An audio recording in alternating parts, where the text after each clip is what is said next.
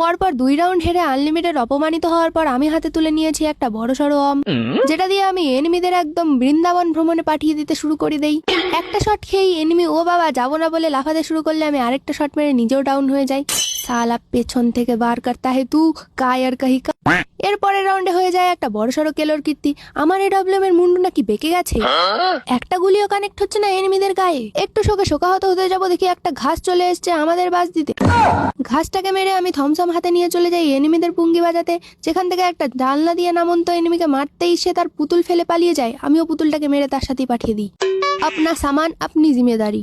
তারপর দূরের একটা এনিমিকে রেড শট মেরে রাউন্ডটা একদম নিজেদের খাতায় লিখে নেই। এই রাউন্ডে আমি নিয়েছিলাম আমার কামারের দোকান থেকে ঠিক করে আনা এডব্লিউএমটা, যেখানে আমি পট করে এনিমিদের মারছিলাম, ঝট করে এনিমিরা মরে যাচ্ছিল। আর আমার এহেন এডব্লিউএম চালানোর প্রতিভা দেখে আমার টিমমেট সহ এনিমিগুলো বাহ বাহ বাহ বাহ করছিল।